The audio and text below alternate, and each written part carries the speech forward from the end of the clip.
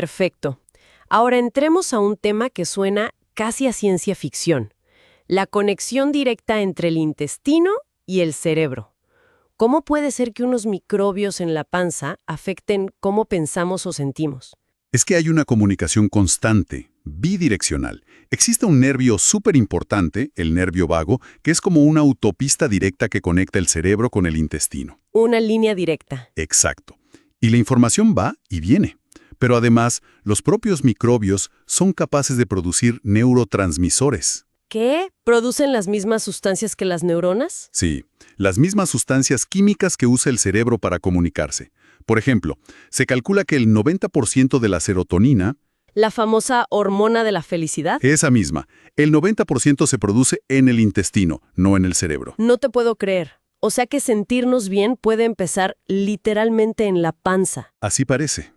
Y la conexión va en los dos sentidos, ¿eh? El estrés psicológico.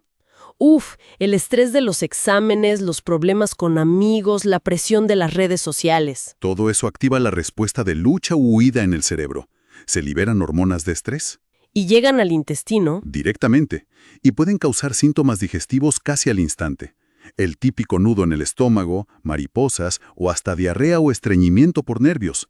Es la conexión mente-cuerpo a full. Claro, tiene todo el sentido. Incluso hay teorías que dicen que experiencias difíciles o traumas pueden dejar como una memoria en el intestino y afectar su función a largo plazo. ¡Qué profundo! Y eso que decías de las redes sociales, pasar muchas horas conectado, comparándose, podría afectar indirectamente al intestino por el estrés que genera. Es una hipótesis muy posible, sí. El estrés crónico, venga de donde venga, no le hace bien al microbioma. Y la influencia de estos microbios va mucho más allá del cerebro y el ánimo. No olvidemos ese dato.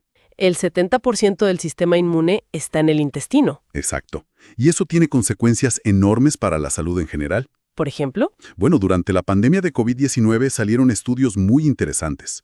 Uno muy grande vio que la gente que comía principalmente dietas basadas en plantas, muchas verduras, frutas, legumbres. sí, parecía tener un riesgo bastante menor de enfermarse gravemente de COVID. Curiosamente, en ese mismo estudio, las dietas muy bajas en carbohidratos se asociaron con más riesgo de enfermedad severa. Todavía se investiga por qué exactamente. ¡Wow! ¿Y hay otros ejemplos así de fuertes? Sí, hay uno que a mí me impactó mucho en pacientes con cáncer de piel melanoma. Estaban recibiendo inmunoterapia, un tratamiento que ayuda al propio sistema inmune a atacar el cáncer. Ajá. Y encontraron que la cantidad de fibra que comían estaba directamente relacionada con cómo respondían al tratamiento y cuánto tiempo sobrevivían. ¿En serio?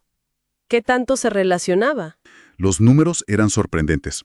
Por cada 5 gramos más de fibra al día, Que es como comer una porción extra de lentejas o avena. algo así sí, por cada 5 gramos más de fibra, la probabilidad de supervivencia aumentaba cerca de un 30%. ¿Un 30%?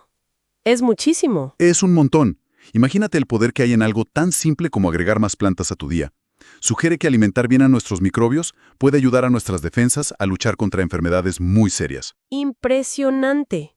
Bueno, hablemos de cosas que quizás escuchamos más seguido entre chavos. La hinchazón, los gases, el famoso síndrome de intestino irritable o SII. A veces hasta da miedo comer ciertas cosas porque siempre me caen mal. Sí, es súper común. Y acá hay un mensaje clave de los expertos. No hay que tenerle miedo a la comida. El intestino es súper adaptable, muy resiliente. Como que restringir más y más no es la solución. Rara vez lo es a largo plazo. A veces se usa la comparación con una rodilla lesionada. Si te lesionas la rodilla, no te quedas quieto para siempre por miedo a que duela, ¿verdad? Claro, haces rehabilitación. Exacto. Necesitas moverla poco a poco, fortalecerla. Con el intestino es parecido.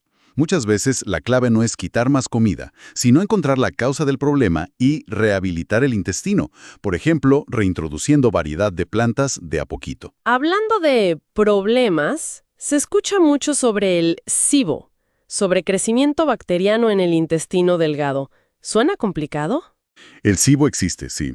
Es cuando hay demasiadas bacterias en el intestino delgado donde normalmente no debería haber tantas. Pero diagnosticarlo no es tan fácil. Por las pruebas. Sí, las pruebas de aliento que se usan tienen sus fallas. Pueden dar errores.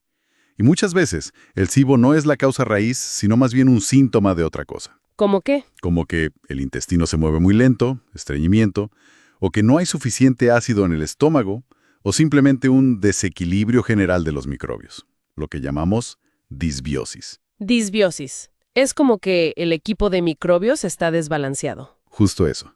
Como si los jugadores buenos estuvieran débiles o en menor número y otros, menos útiles o que están en el lugar equivocado, tomaran ventaja. Entiendo. Por eso, a veces tratar el SIBO solo con antibióticos, sin arreglar el problema de fondo, la dieta, el movimiento intestinal, no funciona a largo plazo o hasta puede empeorar la disbiosis general. Vale. Otro tema súper común. Los eructos. ¿Siempre son señal de algo malo? La gran mayoría de las veces, no. Eructar seguido suele ser por algo simple. Tragar aire sin darnos cuenta. Se llama aerofagia. Tragar aire. ¿Cómo? Al comer muy rápido, al tomar bebidas con gas, al mascar chicle, incluso al hablar mucho mientras comemos. Todo ese aire entra y tiene que salir por algún lado. Claro. O sea que antes de preocuparse, hay que ver esos hábitos. Exacto. Si es muy molesto, revisar eso suele ayudar mucho. Y rápido, para no confundir. Alergias e intolerancias no son lo mismo, ¿cierto? Para nada. Es clave diferenciarlas. Las alergias de verdad son una reacción del sistema inmune, con anticuerpos específicos, IgE. Las diagnostica un médico alergólogo, con pruebas específicas. Pueden ser serias. ¿Y las intolerancias? Las intolerancias suelen ser problemas digestivos, como que no digieres bien algo, la lactosa es el ejemplo clásico, o tienes sensibilidad a algún componente. No hay esa reacción alérgica del sistema inmune. ¿Y qué onda con esas pruebas que te venden por internet o en algunos lugares que analizan sangre para IgG o el pelo o saliva y te dan una lista de 100 alimentos a los que eres intolerante? Cuidado con eso. La gran mayoría de esas pruebas comerciales, IgG, pelo, saliva, no tienen respaldo científico serio. Las sociedades médicas no las recomiendan porque pueden confundir mucho y hacer que la gente quite alimentos sin necesidad, lo cual puede ser peor. ¿O sea que no son fiables? En general no. Para identificar intolerancias reales, si las hay, se usan estrategias más cuidadosas, siempre con un profesional. A veces dietas de eliminación temporal bien hechas, como la baja en FODMAPs o histamina, pero son temporales, no para siempre. O un enfoque como el GRUD, que mencionan algunos. Buscar la génesis, causa, restringir temporalmente, observar, reintroducir poco a poco y entrenar al intestino. Pero siempre buscando la causa y sin miedo a la comida. Perfecto, quedó súper claro. Entonces, para ir cerrando, repasemos los consejos prácticos clave que sacamos de los expertos para cuidar nuestro microbioma en el día a día, pensando en la vida de estudiante. Dale. Primero y fundamental, la diversidad de plantas. Esa meta de 30 tipos diferentes a la semana. El reto de los 30. Recordando que cuentan frutas, verduras, legumbres, granos enteros, nueces, semillas, hierbas y especias. Probar una nueva cada semana puede ser divertido. Exacto. Segundo, probar alimentos fermentados, si se puede. Kéfir, yogur natural sin azúcar, chucrut. Buscar que digan cultivos vivos. Tercero, manejar el estrés. Sabemos que hay presión en la escuela, con los amigos. Buscar formas sanas de liberar tensión es clave. Hacer deporte, escuchar música, hablar con alguien, salir al aire libre, quizás bajarle un poco a la pantalla si agobia. Cuarto, intentar darle un descanso al sistema digestivo de noche. Unas 12 horas sin comer entre la cena y el desayuno puede ser bueno. Quinto, no tenerle miedo a ensuciarse un poco. Si hay chance de estar en contacto con la naturaleza, un jardín, el pasto, adelante. Y relacionado, no obsesionarse con desinfectar todo en casa todo el tiempo. Un poco de mugre puede ser buena. Sexto, bajarle al consumo de alimentos ultraprocesados. La regla fácil. Si la lista de ingredientes es eterna y llena de nombres raros, mejor buscar otra cosa. Y séptimo, La variedad. Siempre, quizás no siempre se pueda comprar orgánico, pero variar los tipos de frutas, de verduras, de granos que comemos ya es un súper avance. Manzana hoy, pera mañana, ¿viste? buenísimo. La gran idea de hoy entonces es que nuestro intestino no es algo pasivo, no, es un ecosistema vivo que cambia. Y que podemos influenciar. Eso es lo más poderoso. Cada día, con lo que comemos, con cómo manejamos el estrés, estamos moldeando ese universo interior. No estamos condenados a tener un mal microbioma. Se puede mejorar. Siempre. Y es una visión completa, ¿no?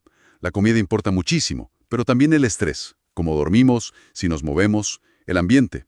No es buscar ser perfectos. Es progresar. Exacto, progresar. Pequeños cambios positivos, si los mantenemos, suman un montón y construyen un microbioma más fuerte. Es una inversión en cómo nos sentimos ahora y a futuro. Y para dejarlos pensando, si estos billones de bichitos influyen tanto en nuestro ánimo, defensas, energía, hasta en cómo vamos a envejecer, ¿no será que aprender a cuidar este jardín interior es una de las herramientas más poderosas que tenemos para estar bien, ahora en la adolescencia y toda la vida? Es una pregunta clave, ¿no? Quizás el primer paso es súper simple.